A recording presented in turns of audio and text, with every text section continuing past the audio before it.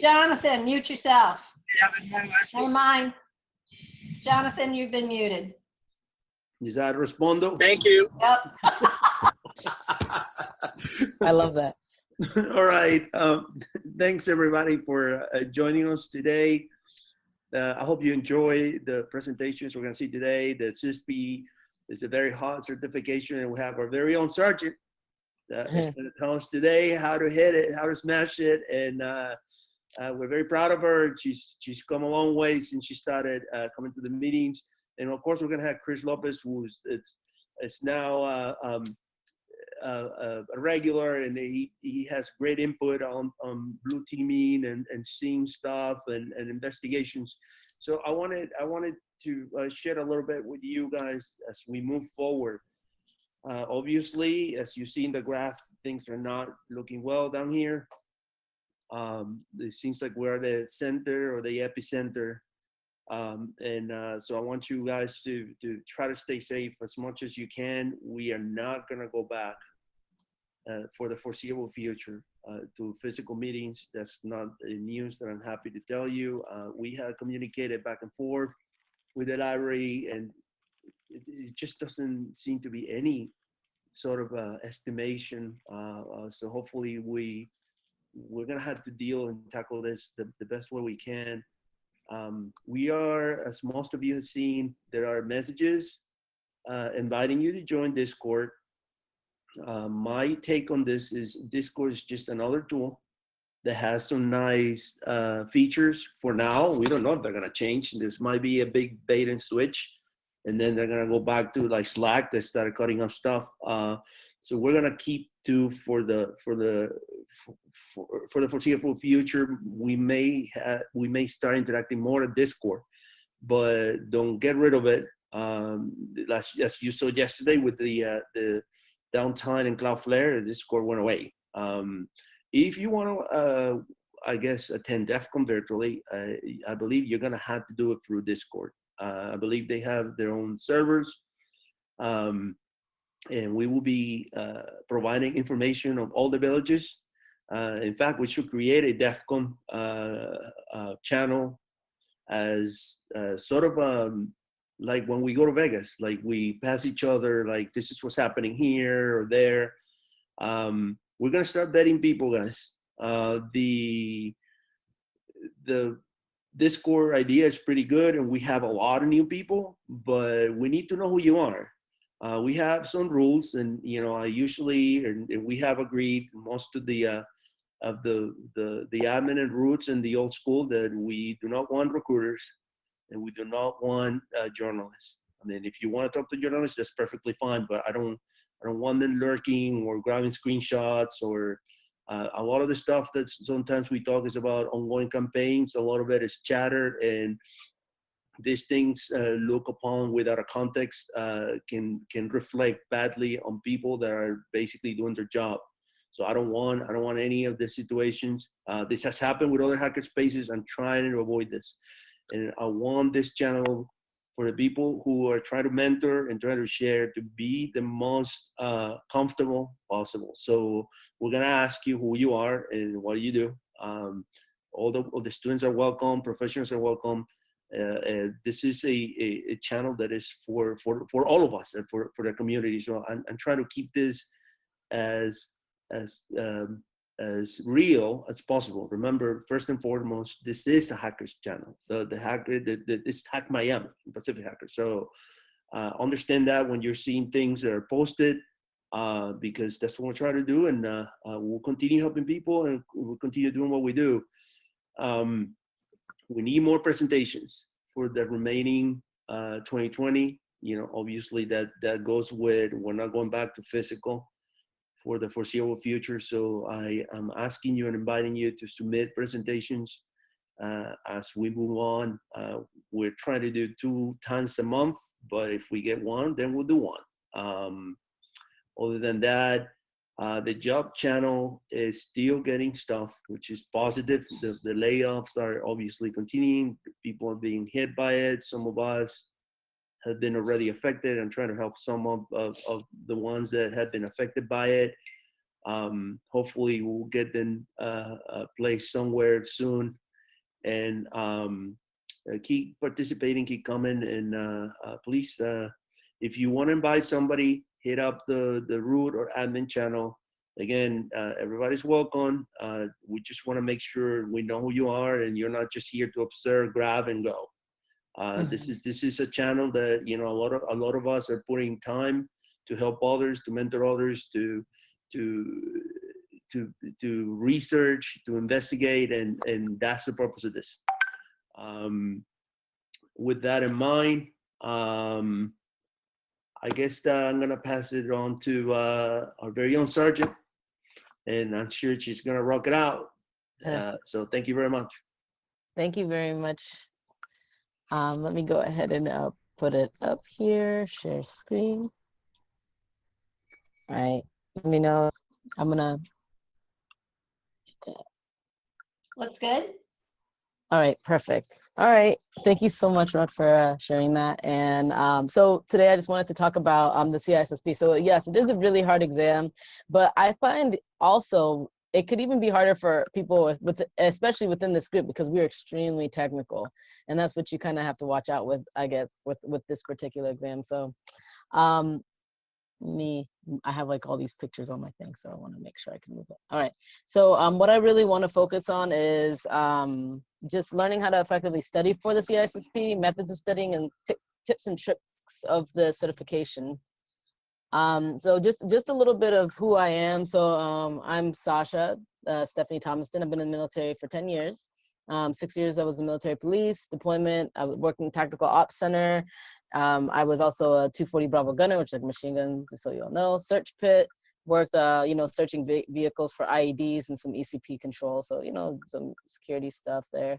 And then also went to cyber system operations. And now currently I'm still in the reserves for the Air Force. And I work with the mission defense team, which is basically helping our F-16s stay safe. And I mean, civilian wise, I've worked at Wix.com. I've also worked at different places as well. I did a little bit of cybersecurity consulting, and then currently I'm the senior ISSO for Army Intelligence Security Command. So I'm like, you know, like I do have like, you know, wide array of experience, and maybe not the most traditional, you know, cybersecurity experience in title, but a lot of it does touch on the domains for the CISSP. Security Plus, BA in Linguistics, MS in Cybersecurity Management, and I'm working my doctorate in business business administration and information security. I forgot to add that.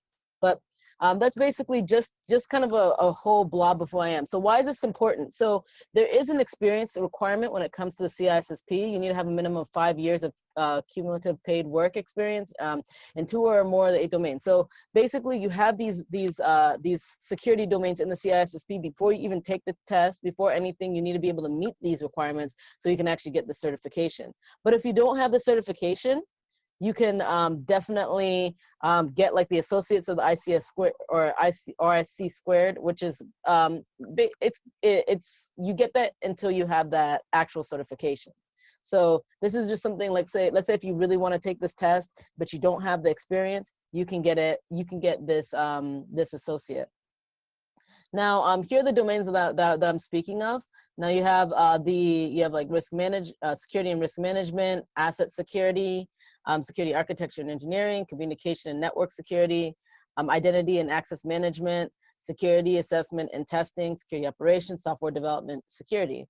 So these are the domains. And as it said before, you have to have you have to have at least 2 of those or work within 2 of those domains. Sorry about that, guys. Yeah, so 2 or more of the 8 domains. So it's especially like if you've worked in different areas, then you've probably touched some of these domains and not even know it. So making it all fit, you'll need to fill out so when you finally get to that point after you've paid and you're in that point of filling out your experience requirements for the CISSP, they give you like a form, and it's one of those forms like you might have seen like if you're applying for a job where you have to like copy and paste all your experience inside of it. And then you have to make sure that you have the 2 of the 8 domains I said choose one of the, oh yeah, and then you have to make sure you choose an option of the domain. So let's say if I say like, you know, like if it was for cybersecurity consultant, like they'll give me a list and then they'll ask me to choose like where in one of these domains was I working, or what was I doing in one of these domains when I was a cybersecurity consultant. So that's kind of an example. And you'll also need to provide proof that you worked at your employment or you've had that education. So I had to actually go through, you know, go through some of my records, like military record for the mission defense team thing or cyber system operations, and like actually like, you know, give them something there. Or you can give them like you know, your hiring paperwork, kind of like your actual paperwork that you get when you get hired or when you actually leave. You can give them that paperwork. So you will have to provide some type of documentation when you're going ahead and applying for this certification. So on another note, if any of you are ever interested in working for like government or something like that, this is just a list of like the different certifications that you can get and where they fall. So for me, like these IAM, like this is information assurance, technical information assurance, managerial. So they have all these different areas. So for me in my current job, like I would fall more in like the information assurance management level 3. So that's why the CISSP, I guess in my particular work, since I'm working for government, you know, and all this stuff, that's the reason why it's important, because you do need to have at least this level 3 certification to even be qualified to work where I'm working. So that's why this would be important in the long run. And it's also good if you're like, you know, if you're in any other thing, Department of Defense, just so there's more context on why I would have gotten this. So let's just get into it. So when it came to studying, my key concepts, I did reading, I did practice tests, and I watched a whole bunch of videos, like whole bunch of videos. But for the readings that I did, I focused on at least I used the CISSP, sorry, I want to move this, the CISSP Certified Information System Security Professional Official Study Guide. So the book that looks like this, that's what I used. And I also got the bundle, and on Amazon, they sell the bundle. I ended up getting like the physical books, and I ended up getting like the Kindle books, and I'll go through that, why I did that for that reason. And I also read the 11th hour CISSP study guide. And I read that 3 days before I took the test, because it's a very short book, but the reason why is because I you know, like after you study, I wanted something like fresh in my brain, just to have like a review of everything. I mean, in total, I studied for the test for 30 days. So, or maybe about 4 weeks or so. So that's the amount of time it took me to study and pass it from the time I started. So also practice tests. Now, I'm telling you, Boston practice tests, they're hard, but they're worth it. They are so worth it. I think like for the most part, those were the tests that really kind of made me think. The reason why they're worth it is because you will actually be able to, when like you'll see like the questions, and they'll also give you an answer and explanation of where to find the answer. And these questions are not exactly like the test, because like when you open the test, if you're expecting to see the Boston practice test questions, they're not going to be there. You're not trying to memorize the questions, you're trying to memorize the actual content with the test. So understand why answers are wrong and understand why answers are right.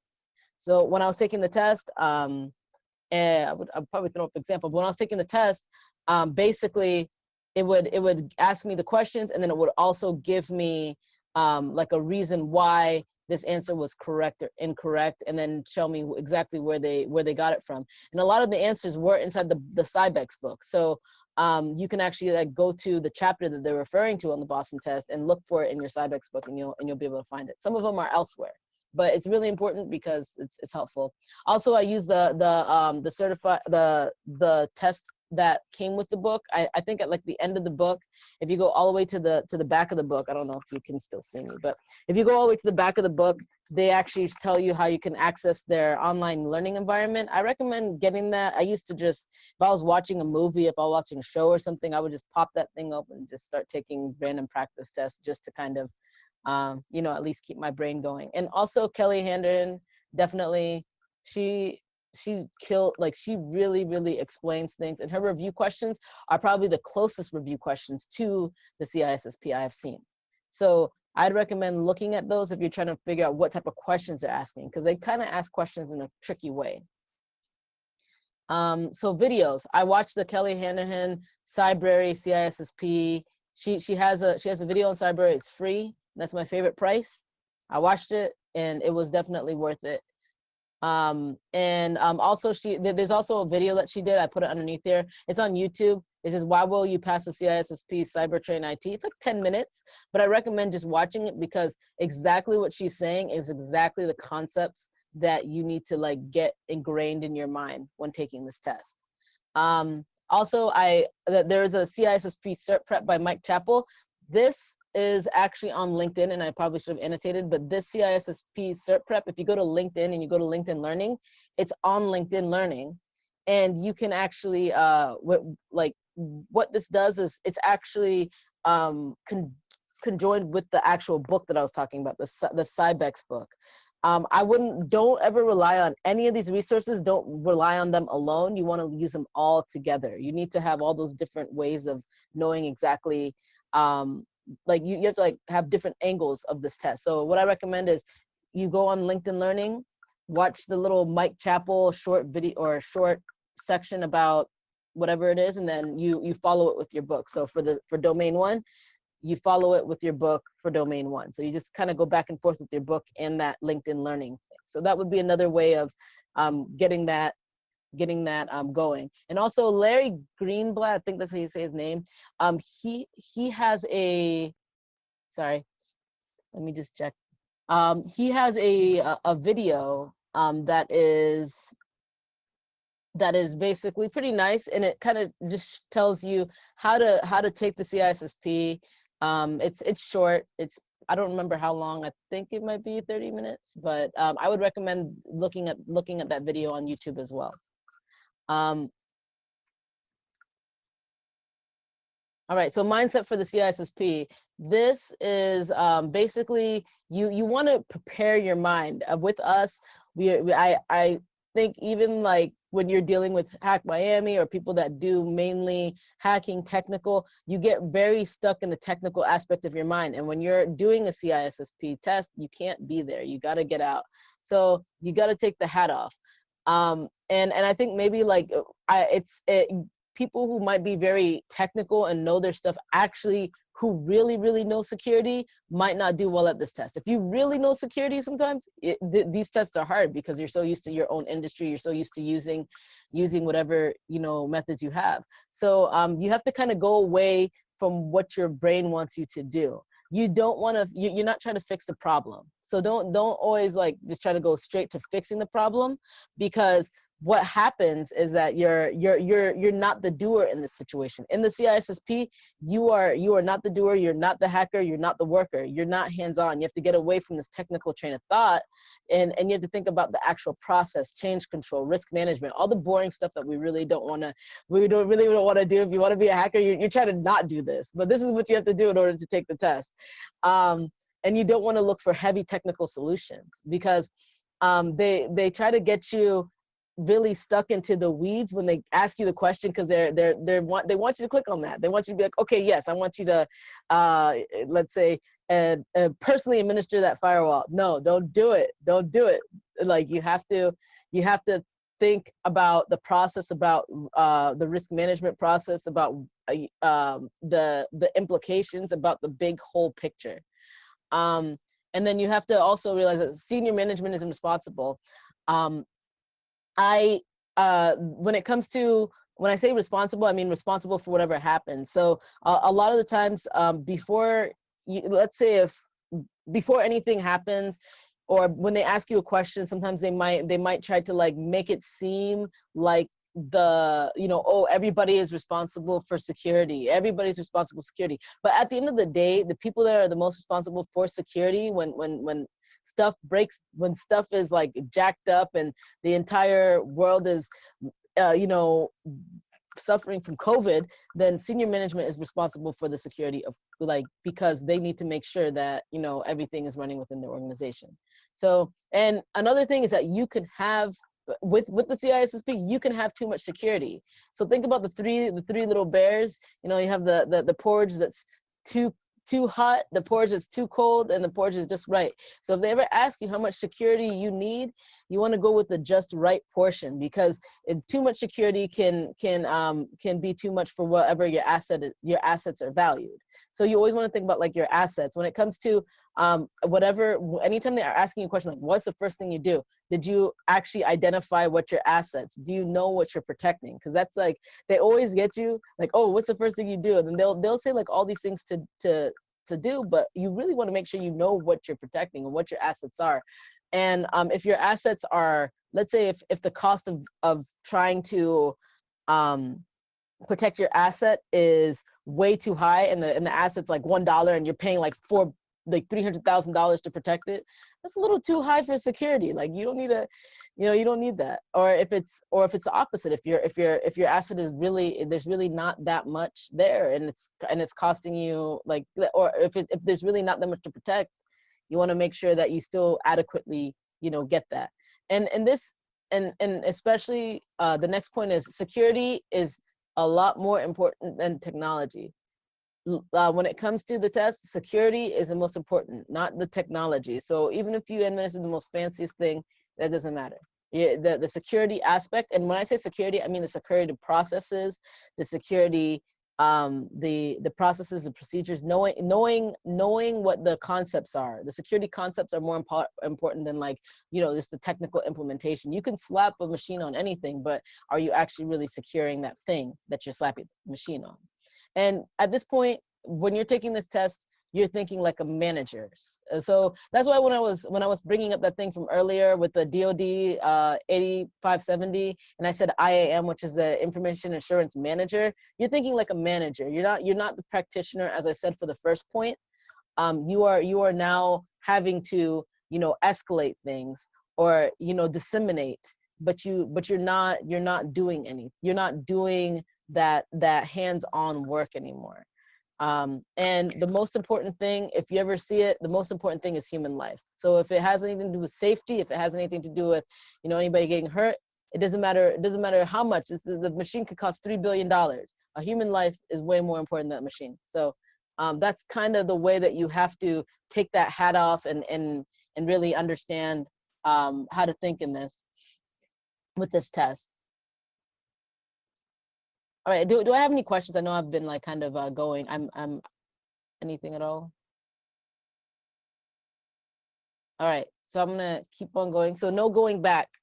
With the CISSP test, they use something called a computerized adaptive testing. Adaptive testing, yeah.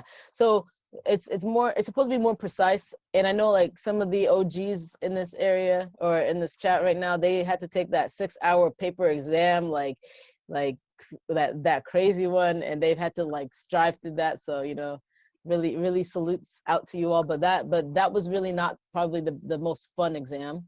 But now they've gone ahead and they've lowered that to 3 hours, and the reason why is because it just to make it shorter, and it also tries to test your accuracy. So before, I guess the test was like 250 questions. Now the test can be as little as 100 questions, or you can have up to 150.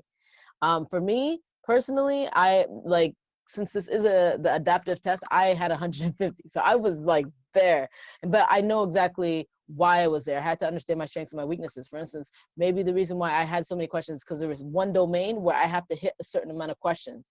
If I don't hit that amount of questions correctly in that domain, then that's how you will fail the test. So you want to make sure that you do study everything, but you don't have to be an expert. Like I think probably my hardest domain, and it's kind of sad, might be the networking domain. I don't know why. That was just kind of hard for me. I'm not a network engineer, but I hit as many questions. So I hit as many questions as I could hit, or as I should hit, in order to pass the test. So you don't get a test score when you pass. It's just like you passed, and I'm like, yo.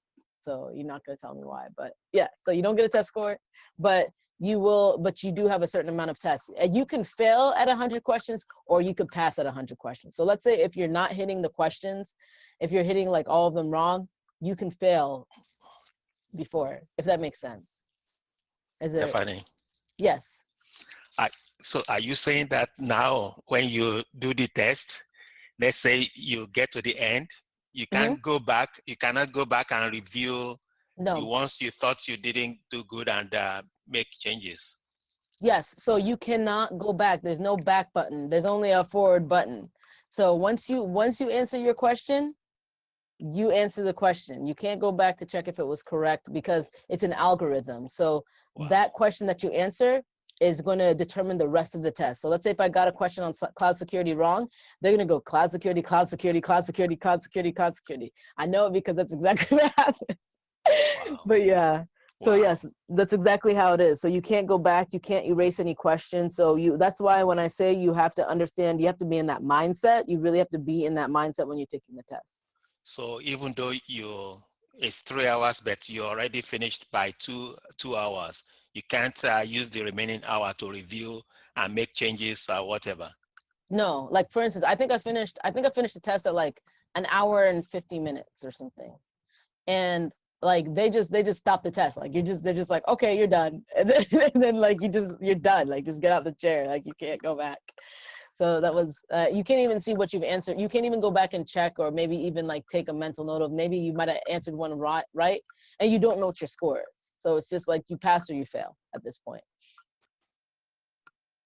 But yeah, that's the biggest, I think that's the hardest thing. So for people that always like going back and checking your answers, you have to start taking the test and not going back. And that's why I recommend going to do the Boston tests.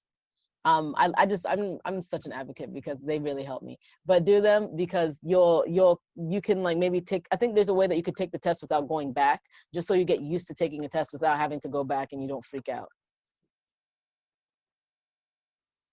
So the biggest thing is know your weaknesses. As I said before, my weaknesses was probably like the network engineering or network security. I think maybe just like network engineering, like understanding like a whole bunch of just network stuff.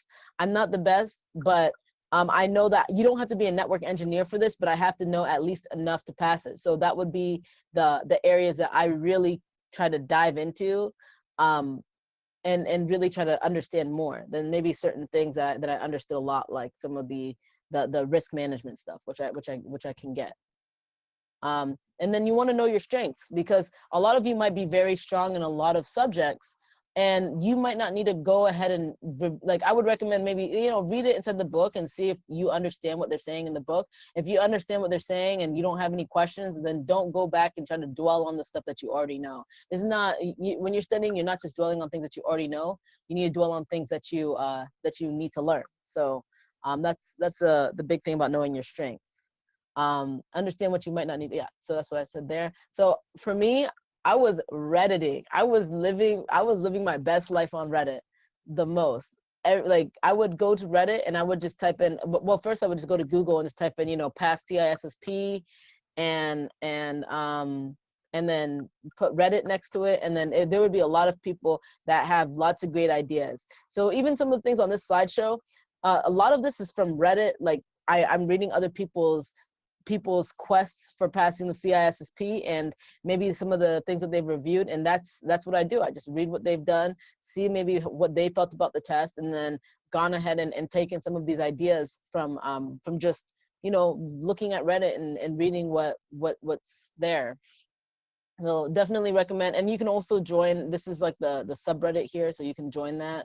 I recommend it. It really does help because my study methods might be very different than your study methods, and there might be somebody on Reddit that has a very similar study method to you. So go on there, you know, research. So these are my tips and tricks. So use some. Okay, so for me, I hate reading. I don't know how I went through this much school because I absolutely hate reading. I've always hated reading. And so what I have to do in order for me to be able to concentrate, because it's hard for me to concentrate when I'm reading, I have to actually get something to read aloud to me. So one thing is, I had like an app on my phone. I think it's called One Voice or something, but I had an app on my phone that read PDFs out to me, and I would follow it with my, you know, like kind of follow it while it was reading to me. And I did the same exact thing with the entire CISSP book. I had the Kindle version, and then like if you have the Kindle version, you can actually get it to be read out to you. And that's how I read the whole entire book. So I do that because it helps me stay focused. So when I'm reading it and I'm looking at the words on the page while it's reading to me and I'm taking notes, that's how I study. And that's the best way for me to study. There's also, as I said, there's also a lot of there's also apps that will read PDFs aloud for you. So if that's that's like helping you gear that auditory portion of your brain, because I think I'm more of an auditory learner and like kind of like a kinesthetic learner. Like I need to be able to do something and touch something. So that's me taking my notes, and I have to listen to it. And also sometimes I have to see it too. So I guess all three types of learning is going on over there. Take notes. I have 4 composition books. 4, like maybe, I think 4, I have 4 composition books, maybe 5 composition books full of CISSP notes. I mean, that's me, like it's between, you know, after taking a practice test, if I get any questions wrong, I review the questions, I write it down, I read it, and then I write it down inside my notebook. So that was like my schedule here. Use Quizlet.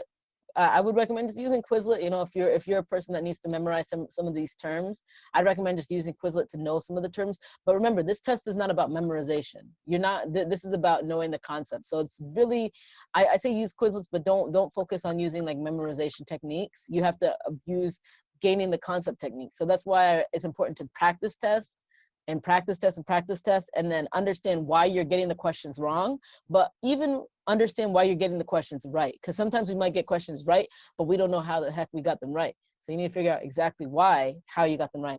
Find somebody to study with. Just always have somebody, like, it's always good to have an accountability partner, have somebody for you to like study with to keep you on track, because it's easier when you're not doing it by yourself. Make a schedule. So for me, when I go to making the schedule, the best way for me to study is I cannot be home and studying. I can't study at home. I have to go somewhere and study. Like, I mean, it's kind of hard now because we are supposed to be social distancing, but even like, I mean, maybe if there's somebody like that who has the same learning style as me, go to a park, or I don't know where y'all are allowed to go outside of your home, go to your backyard. But like sometimes it might be good to change scenery. If you find yourself getting extremely distracted at home and not able to do something at your house, then try to like maybe go outside and do it, or find somewhere that's not exactly in your home, because it could be distracting. That's just my opinion, but I recommend if anybody wants to try that, I think it would help. And then also schedule the test. Biggest thing is to schedule that test, because you need to mentally make yourself freak out and be like, oh my goodness, I got a test coming up, I got to study. When we say, oh, I'm going to study for the CISSP, and you don't have the test scheduled, then you're seriously just kind of putting yourself in a hole where you're never going to take the test. So it's better to schedule the test and then study for it to the test. Worst comes to worst, let's say if you're like, wow, I never read, my goal was to read the entire official study guide by CyBEX, do all the review questions, and finish let's say finish 20 practice tests at 70%. Like that's a goal. Let's say if you weren't able to read the whole entire book for CyBEX and you scheduled your test, then maybe you can actually move your test to a later day. But I would recommend scheduling the test so you have your brain set that you're going to be taking an exam. So I mean, that's like kind of there. This is more of just like, you know, understanding the test. I know it's really short. If you all want like more exact specific instructions and exactly what to do, you could definitely, you know, let me know. But I mean, the biggest thing is just really try to schedule that test and have and get your mind prepared, get that mindset prepared, and erase those ideas of, you know, like having to always implement something, having to always change something or do something. Go with the process. And remember, this test doesn't reflect your working environment. So let's say if you're already doing cybersecurity, like let's say at a company or whatever, and you have your own practices and stuff, it's good to draw from experience, but remember, when you're taking this test, you're working for ISC squared company, and they have their own you know, methods and everything of how they implement stuff. They're, you know, whatever you read in the book about risk management, whatever you read in the book about asset security, software development, that's their own concept. So you need to study it as if you were working for ISC squared as a company, not as your own company, because your company might be doing great with their security, but it might not be exactly based off of what it is in the CISSP. So I hope this was helpful. Let me know if you all have any questions. Let me know if there's anything else that you would like me to talk about.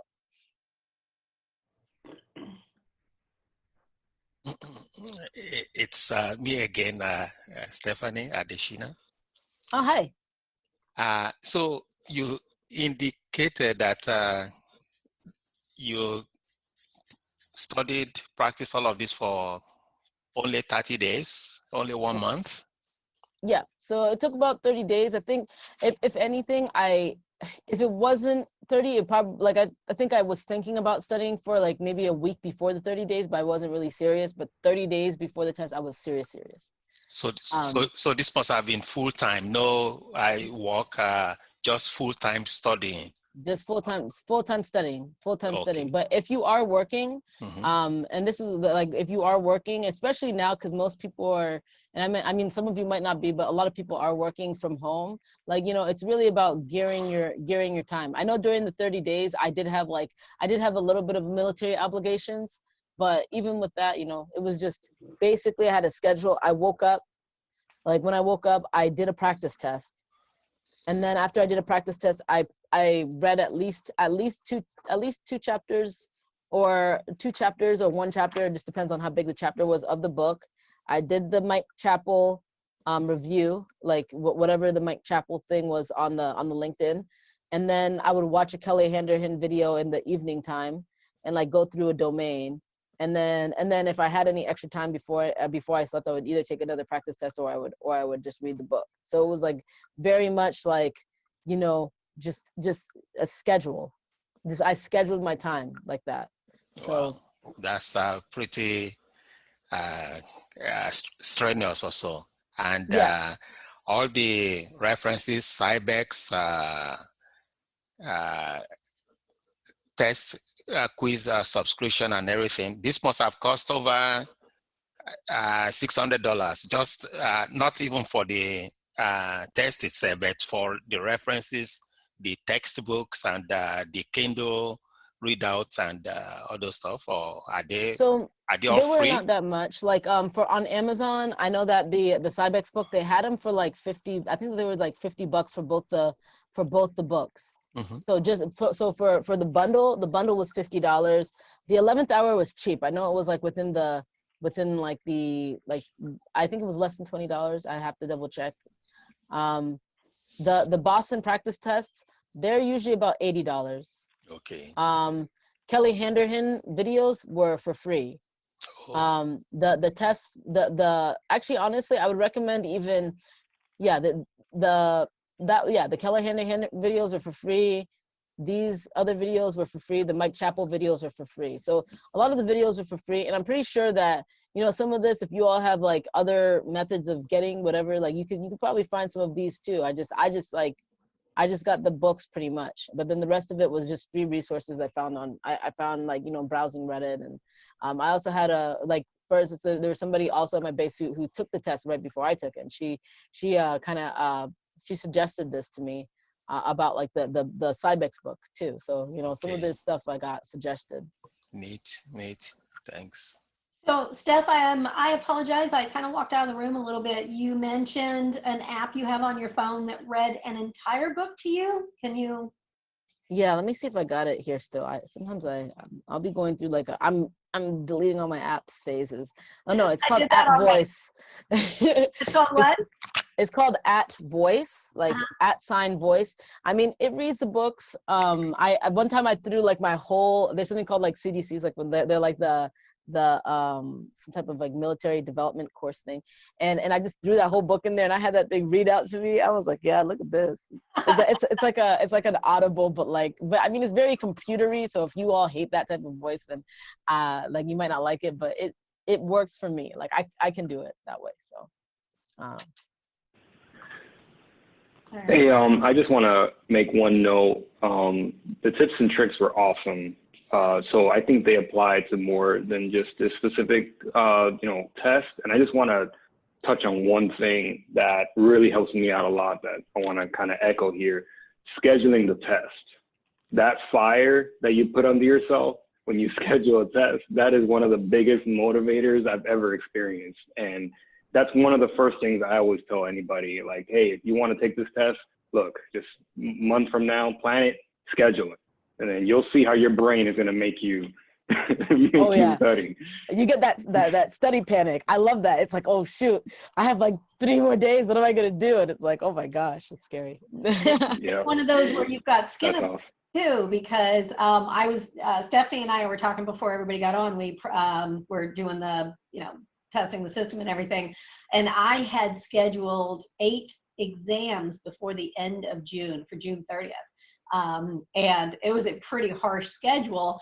And I'm like, oh, I want to get this other exam. And I'm like, all right, well, if I don't take this SANS exam, I'm going to be out another $1,000. So once you have skin in the game and you've got that money on the line, yeah, that definitely takes a toll on you. Yeah, I'm telling you. And also I forgot to put in the tips and tricks, and I can't believe I forgot. Like, I was thinking it, YouTube. So anytime I don't know a concept, like for instance, if it's like Kerberos, I'll type in Kerberos YouTube, and then you'll find everything about Kerberos in YouTube. So if there's like a vocabulary word that you're not familiar with, or if there's like a type of thing that you're not, software development lifecycle thing that you're not familiar with, just type in this concept and just type in YouTube on Google, or you can just type it straight into YouTube. That's just the way I do it personally. But and then it's just like the best way to do it. And then you get it right away, watch the video, and then take notes. So like anytime I get stuck at anywhere, I always just type in whatever I'm stuck at, YouTube, and then take notes. So yeah, and that actually fits in with the using multiple sources that you already mentioned: textbook, Cybex, getting second opinion on the same chapter or the same topic also. exactly.